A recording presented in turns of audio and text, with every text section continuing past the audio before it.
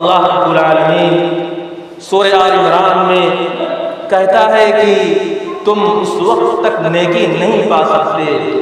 تم اس وقت تک نیکی نہیں پا سکتے جب تک کہ تم اپنے اس مال کو اللہ رب العالمین کے راستے میں خرچ نہ کر دو جو مال تمہیں سب سے زیادہ محبوب ہو۔ ابو طلحہ رضی اللہ تعالی عنہ پیارے نبی صلی اللہ علیہ وسلم کی خدمت میں حاضر ہوتے ہیں اور عرض کرتے ہیں، اے اللہ کے نبی صلی اللہ علیہ وسلم، اللہ رب العالمین کا ارشاد لیکن نہیں پا سکتے جب تک کہ تم اپنے محبوب مال کو پسند نہ کر دو جو اللہ رب العالمین کے راستے میں روپے پیسے کا خرچ کرنا، اللہ رب العالمین کے راستے میں غلہ و اناج کو خرچ کرنا، وہ چاہے کسی غریب کو دینا ہو، چاہے کسی یتیم کو دینا ہو، چاہے کسی بیوہ کو دینا ہو، چاہے کسی فقیر کو دینا ہو، چاہے کسی مسکین کو دینا ہو، چاہے کسی اسکول و مدرسے میں دینا ہو،